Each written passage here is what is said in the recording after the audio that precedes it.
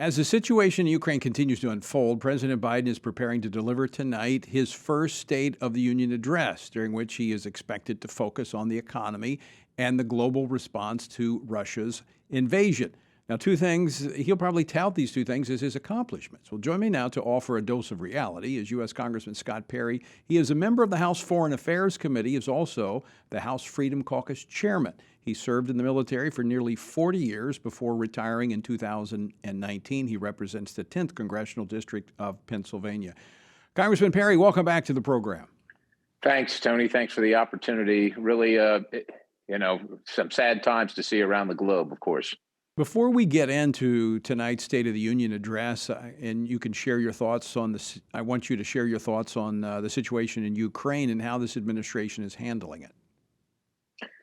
Well, I will tell you that I wrote an op-ed on this. How we got here is as important as what we do now. And I will tell you that it's my opinion, I think the opinion of many, that this is all avoidable. Two things really, I think, led to this. First of all, the rhetoric out of the president himself saying that it was a small incursion we really wouldn't react much to that. That's a green light to somebody like Putin who wants to take over the neighborhood. But obviously, the humiliating withdrawal from Afghanistan signaled to not only Putin, but all our adversaries that we really weren't interested or willing to fight for the things that we had invested in. And then finally, our energy policy in the United States of America. Putin, all our enemies see that President Biden is worshiping at the altar of the Green New Deal. Putin's economy runs on petroleum. He wants to extort and has been able to extort the neighborhood, mostly Western Europe, but not necessarily exclusive to that, just based on petroleum.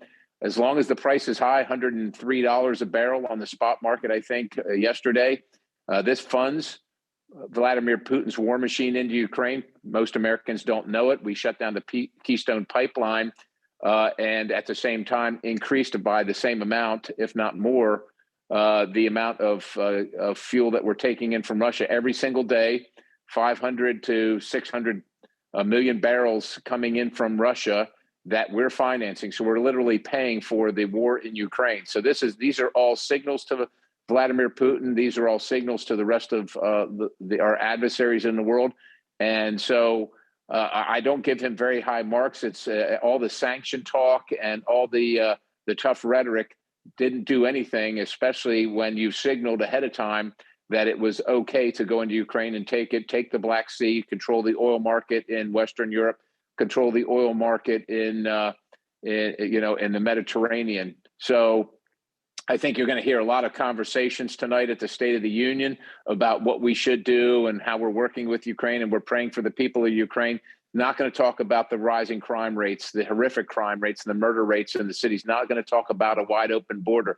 Not going to talk about the abject failure of the handling of the pandemic. Not going to talk about the abject failure of the handling of our economy and the runaway inflation, the highest in 40 or 50 years.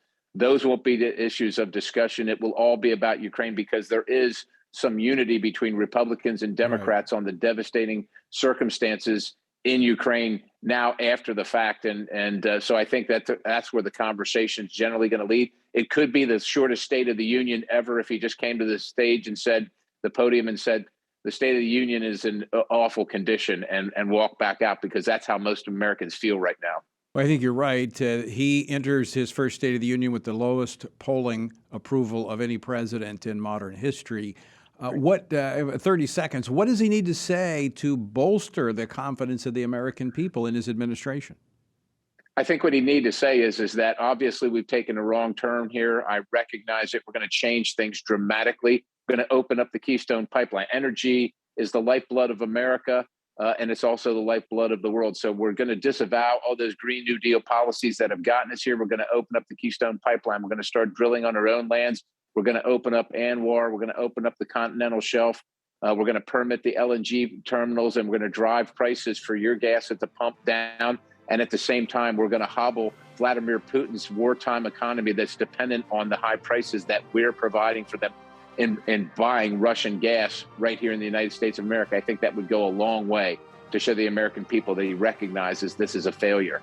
Well, Congressman Perry, I pray that he would take that route. I doubt that he will. This administration seems to be operating in a parallel universe, totally detached from the reality the American people are feeling. But I pray that he does take such a step. We should pray.